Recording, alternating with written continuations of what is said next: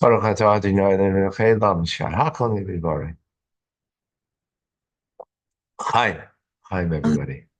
Good tavach, Shavua tov, a good week.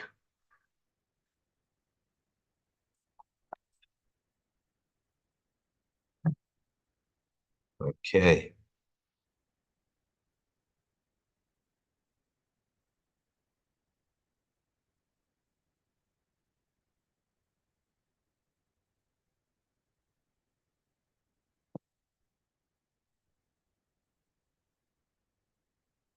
Welcome, folks. We continue the Maimer, the Hasidic discourse,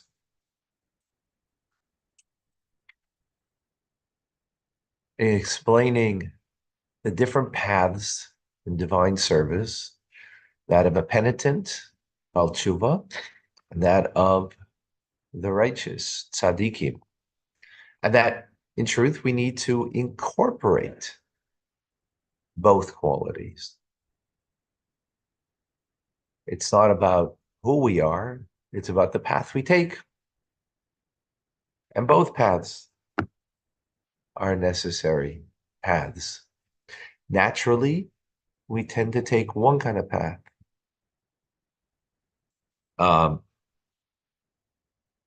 In divine service. That means in service, as opposed to when we're not not dedicated to divine service, we're dedicated to self-service, which is the natural inclination of the human being, that's the human condition. But this is striving above and beyond that, of course. So we explained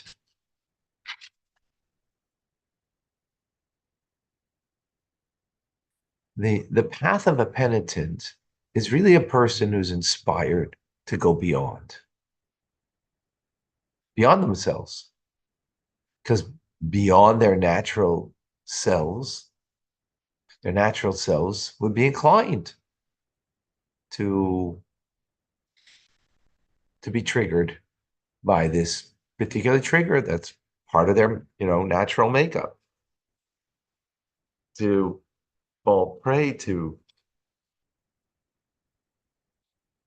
speaking ill, thinking ill of a loved one,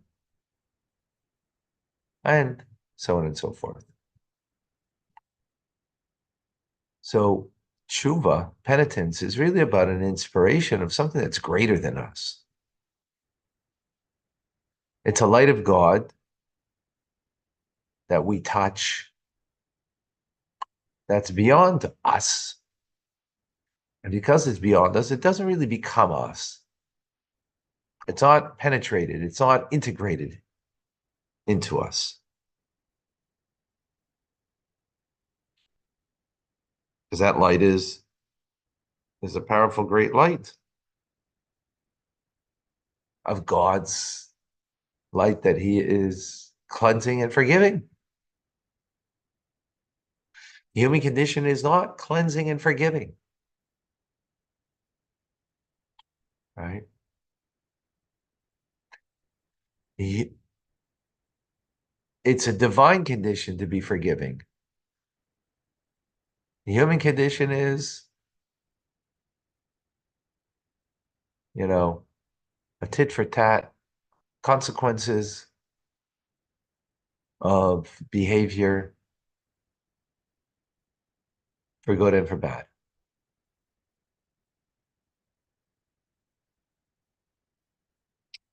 And God introduces something that is of a divine nature, and that is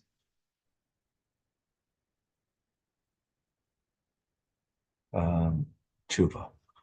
But it reaches to a great and high place beyond the actions of the individual, beyond the consequence of those actions, that there could be a cleansing, forgiving.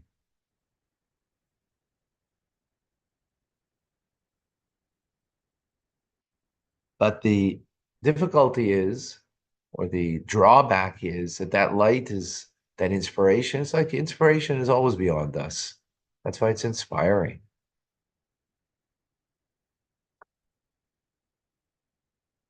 The path of the righteous, on the other hand, is a lesser light, but it's bipnimius, it's integrated, it is absorbed, it becomes the person. It's not inspiration anymore. You might say it's the perspiration of integrating and making it a part of you. So where the Balchuva had a trigger and now doesn't allow that trigger, to trip them up. The tzaddik, the path of the righteous, there is no trigger because it's worked through. And that's the difference between the first month of going out of Egypt. We're still enslaved. We still have our limitations. We have to go out of those limitations because the triggers are there. The second month, where we refine the counting of the Yomer, the month of Iyar, that we refine ourselves in such a way that we transform. We have to bend ourselves merely. We transformed.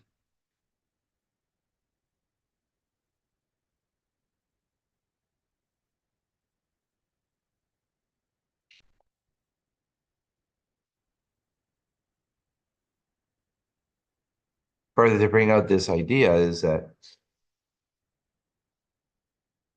inspiration is because you're in.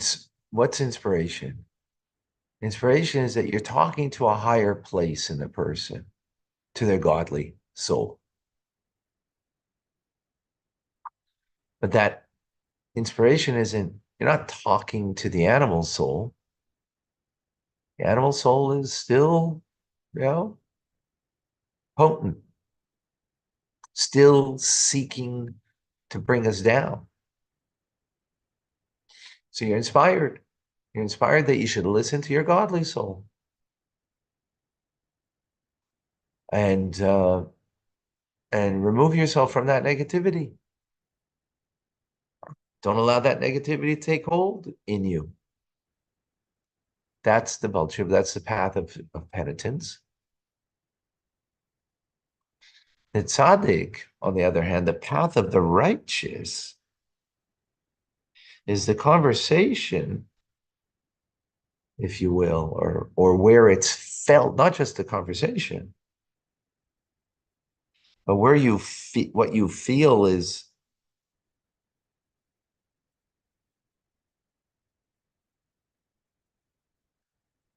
the animal soul that's been talked to, and it's also along for the ride.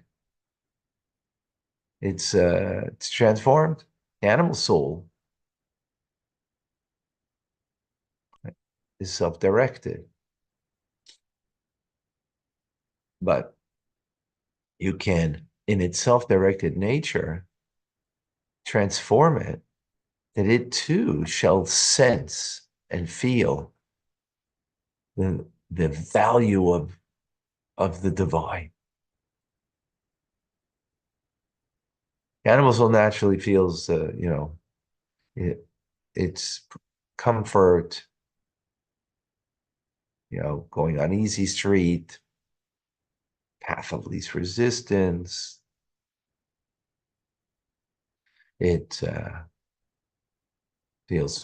It wants pleasure, immediate pleasure. That's what the animal soul wants.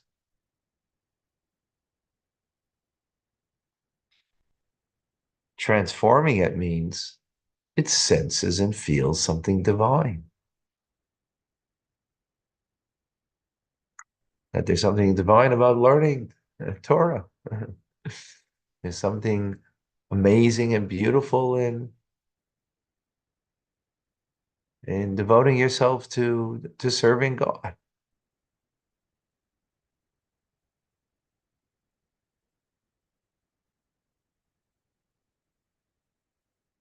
You've transformed it. Now,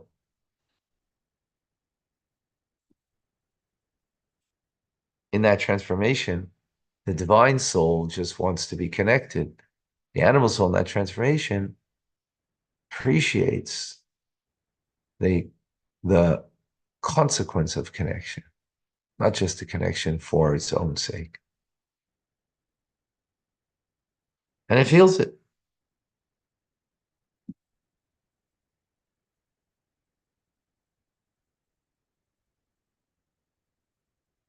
So,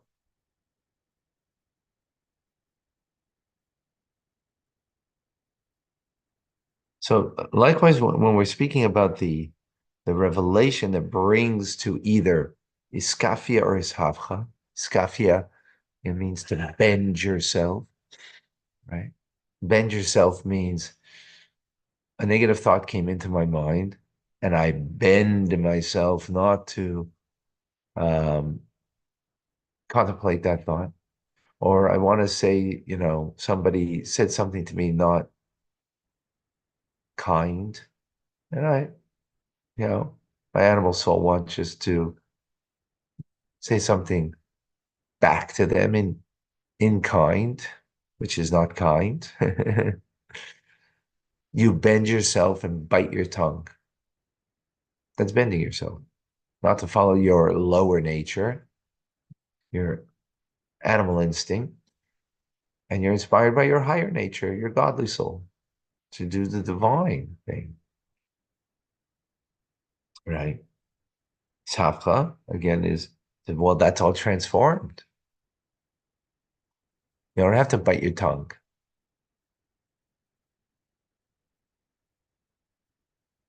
You've transformed that trigger, and you understand where that person's coming from, for example. You appreciate that, you know, they have their struggle and this is what's leading them to act the way they act. So usually I would get triggered, but I worked on that particular quality within me, and it doesn't trigger me anymore. And I'm able to um, forthright, um, not in what's the word I'm looking for, not reactionary, not to be reactionary, but to be proactive and dealing with that person's shortcomings, to deal with that.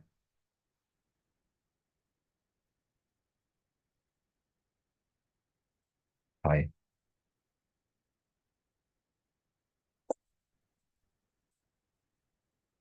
remember we're talking about the path of the righteous. We're not talking that we are righteous people, but we could be righteous in a particular area, a particular area that we got triggered. We used to get triggered.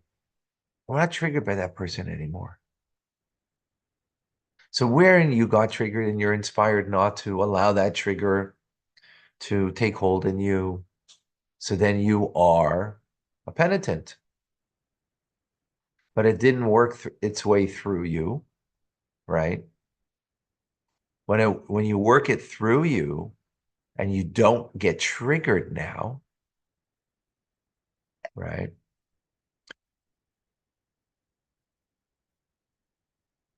The second stage, the second month, right?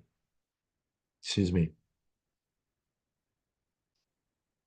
So you've transformed. Yeah, triggered.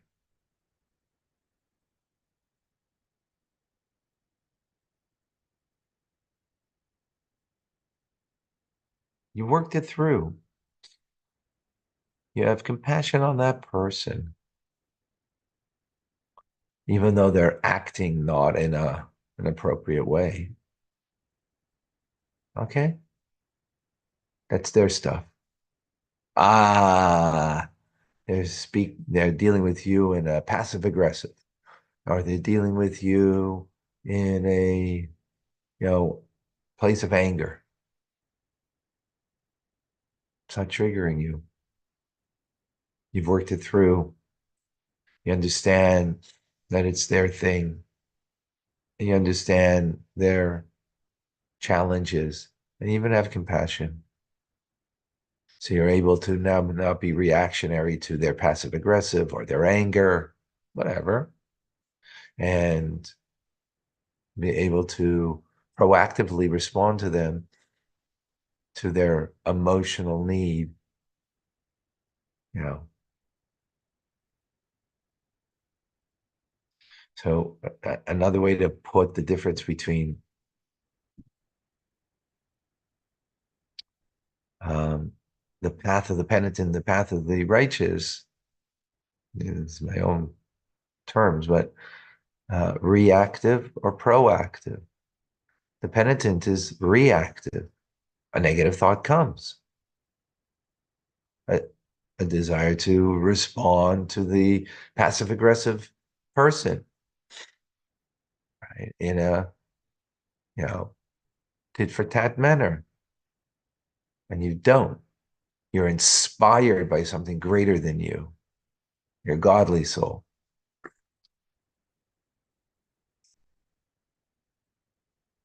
Right?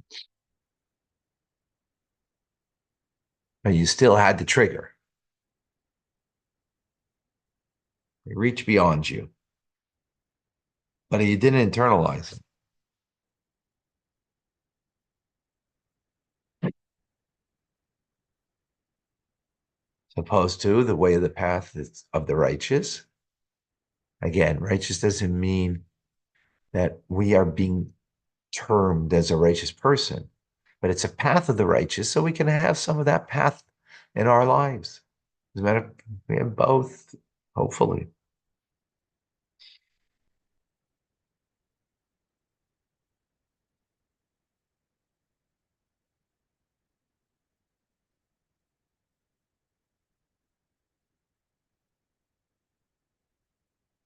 Oh, okay.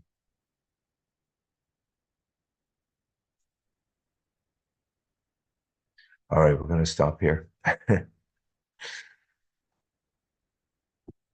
right, folks. Thank Thank you. you. We'll see you by Chomesh or Rashi soon.